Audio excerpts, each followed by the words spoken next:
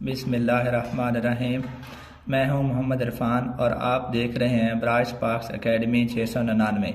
आज मैं आपके लिए सरगोदा बोर्ड का पहला ग्रुप का क्लास नाम का जनरल रियाजी का जो कि आर्ट्स ग्रुप है उसका पेपर मरूजी पेपर आपके लिए सॉल्व कर रहा हूं। उसका मरूजी पेपर मेरे पास है जो मैं आपके लिए सॉल्व कर रहा हूं। इसमें हिदायत होती हैं। हर सवाल के 4 मुमकिन जवाबात A, B, C और D दिए गए हैं। जवाबी कापी पर हर सवाल के सामने दिए गए दायरों में से दुरुस्त जवाब के मुताबिक मुतलका दायरा को मार्कर या पेन से भर दीजिए। अच्छा, इसमें ये होता है कि जो आपको जवाबी कापी दी जाती है उसके ऊपर A, B, C और D ये 4 सर्कल 4 दायरे दिए गए होते हैं। और जब आपको मरूजी तर्ज का पेपर दिया जाता है, सवालिया पेपर मरूजी तर्ज का सवालिया पर्चा जो है, आपने सवालिया पर्चा को पढ़ना है। हर मरूजी को आपने पढ़ना है और जो दुरुस्त जवाब होगा, जो दुरुस्त ऑप्शन होगा, उसको आपने अपने हिसाब से जो आपको लगता है कि दुरुस्त जवाब है, जवाबी कापी जो आपको दी गई है उस पर मुतलका खाना जो है उसको आपने भर देना है। आपको लगता है कि किसी सवाल का जो जवाब ए दुरुस्त है तो आप जवाबी कापी का जो ए खाना होगा आपने उसको भर देना है। आपको लगता है कि बी वाला जवाब दुरुस्त है तो आप जवाबी कापी पर जो बी वाला ऑप्शन होगा, जो बी वाला सर्कल होगा, आपने उसको भर देना है। सी वाला अगर दुरुस्त लगता है तो सी को आप भर देंगे जवाबी कापी के ऊपर। और डी वाला अगर आपको दुरुस्त लगता है तो वो अपने डी वाला जो दायरा होगा आपकी जवाबी कापी के ऊपर, तो वो आपने उसके ऊपर भर देना है। इस बात की एहतियात करनी है कि आपने सर्कल को फिल करना है जवाबी कापी के ऊपर। आप मार्कर के साथ भी कर सकते हैं, आप पेन के साथ भी कर सकते हैं। एक से ज़्यादा दायरों को पुर करने या काट कर पुर करने की सूरत में मज़कूरा जवाब गलत तस्वर होगा। अगर आप ऐसा करते हैं कि आप एक ही सवाल के एक से ज़्यादा दायरों को पुर कर देते हैं, भर देते हैं, या आप देखते हैं कि ये जो मैंने दायरा पहले भरा है या पुर किया है ये मुझे जवाब दुरुस्त नहीं लग रहा, तो आप काट कर उसको कोई और दायरा आप पुर कर देते हैं, तो ये भी गलत तस्वर होगा। तो आपने एहतियात से काम करना है और वही दायरा आपने पुर करना है जो आपको लगता है कि ये दुरुस्त है। आपने सारे मरूजी पेपर को पढ़ना है। जो आपको लगता है पहले अटैम्प्ट में जो आसान क्वेश्चन आपको लगते हैं, जो लगते हैं इनके जवाब मुझे आते हैं, पहले आपने वो वाले जो है ना जवाब उनके आपने दायरे भर देने हैं। फिर दूसरी बार आपने फिर पढ़ना है, फिर कुछ आपको समझ आ रहा होगा कि इसका कौन सा जवाब दुरुस्त हो सकता है, फिर आपने वो करना है। और एंड पे जो आपको ज़्यादा मुश्किल लगते हैं, जिनकी आपको समझ नहीं आ रही थी, सबसे एंड पे आपने उन सवालों के दायरे जो है ना वो जवाबी कापी पर भर देने हैं। तो अब हम चलते हैं पेपर की तरफ। पहला सवाल है 70% की कसरी शक्ल है। 70% को आपने कसर की शक्ल में लिखना है। क्या ये 7 है, 7/10 है, 10/7 है या 7 है? तो कसर में तब्दील करने के लिए चूंकि ये हमारे पास 70% है तो कसर में चेंज करने के लिए फीसद को ख़त्म करेंगे, बटा 100 लगाएंगे। 70 तकसीम 100, 0 से 0 कट जाएगा, 7/10। तो 70% की कसरी शक्ल 7/10 आएगी। इसका बी ऑप्शन दुरुस्त है। आप अपनी जवाबी कापी पर बी वाला जो सर्कल होगा आप उसको पुर कर देंगे। सवाल नंबर 2 है 600 का 20% है। आपने 600 का 20% बताना है कि कितना होगा, 120, 12, 20 या 200। इसको भी आपने हल कर लेना है।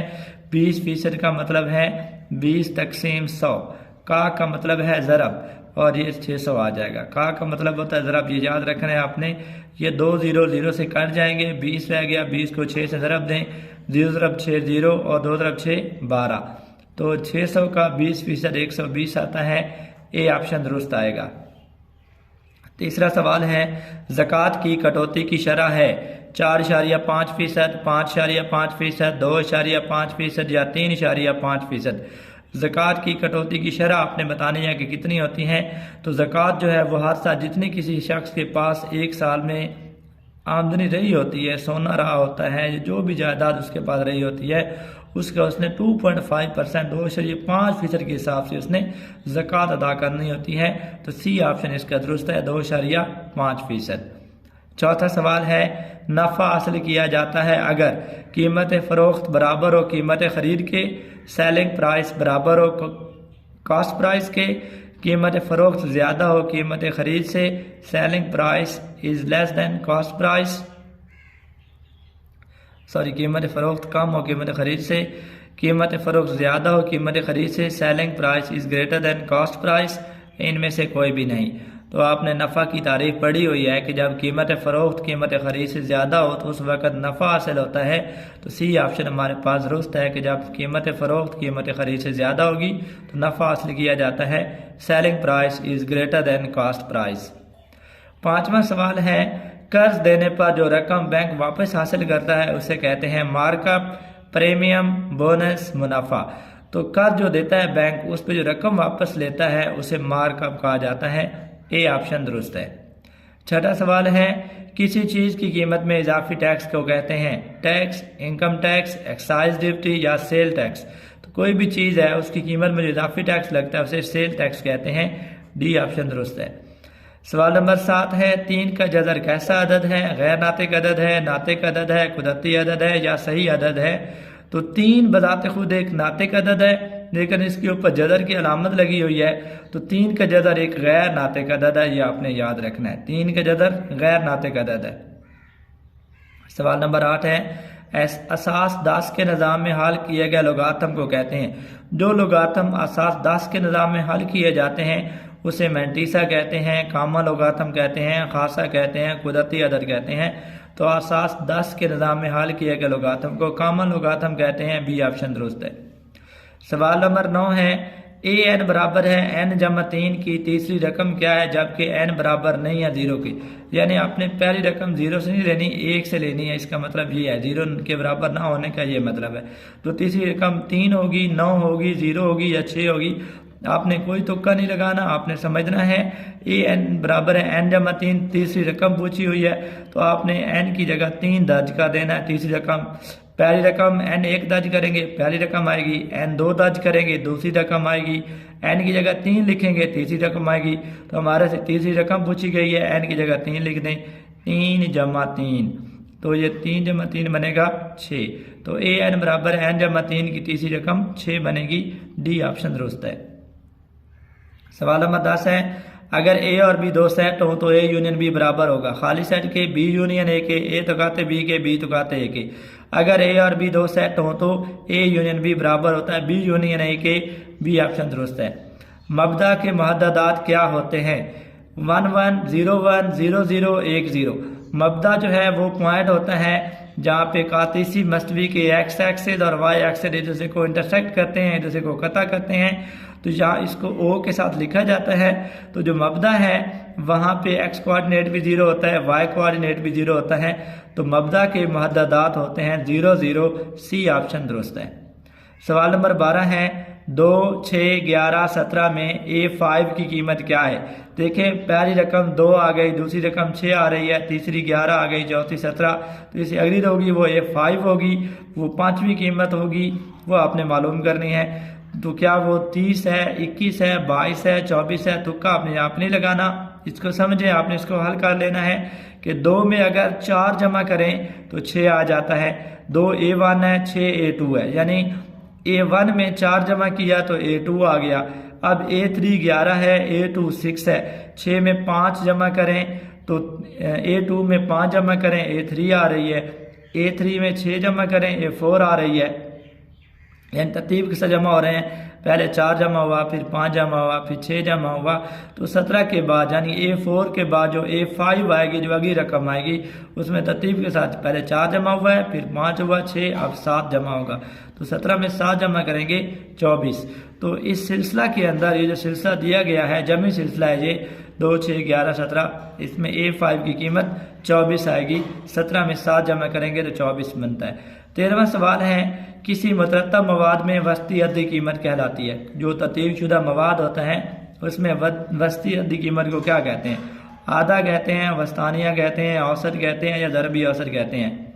आधा वो कीमत होती है जो किसी मवाद में बार बार आती है, लिहाजा ये जवाब दुरुस्त नहीं है।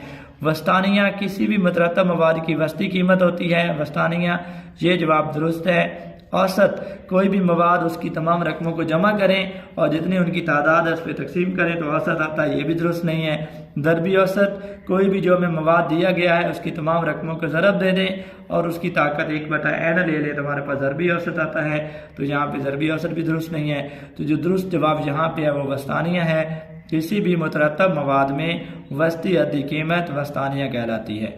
14वां सवाल है एफ एक्स बराबर है एक्स तकसीम 2 4 less than or equal to x less than or equal to 12 कि 4 एक्स से छोटा भी हो सकता है बराबर भी हो सकता है और एक्स 12 से छोटा भी हो सकता है बराबर भी हो सकता है। जबकि x एक जुफ्त अदद हो तो f ऑफ x की रेंज क्या है। f ऑफ x की हमने रेंज बतानी है और 4 से 12 तक अपने आदाद लेने हैं और जो अपने आदाद लेने हैं वो कौन से लेने हैं, वो जुफ्त आदाद ले सकते हैं, ताक नहीं ले सकते।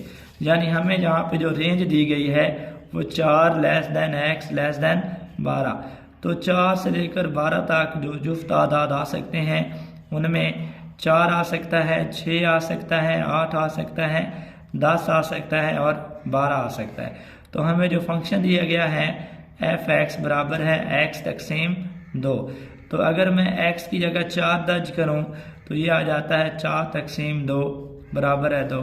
अगर x की जगह 6 दर्ज करूं 6 तकसीम 2 तो ये बराबर आ जाएगा 3। अगर 8 दर्ज करूं तो 8 तकसीम 2 ये आ जाएगा 4। अगर मैं इसकी जगह 10 दर्ज करूं तो 10 तकसीम ये 2 है, यहाँ पे 10 तकसीम 2 ये 5 आ जाएगा और 12 दर्ज करूं तो 12 तकसीम 2 ये 6 आ जाएगा। तो इसका सलूशन बनेगा 2 3 4 5 और 6 इसका सलूशन बन जाएगा। तो अब हम देखते हैं ये कहाँ पे है। तो ए ऑप्शन में 3 4 5 6 ये दुरुस्त नहीं है, 2 नहीं है जहाँ पे।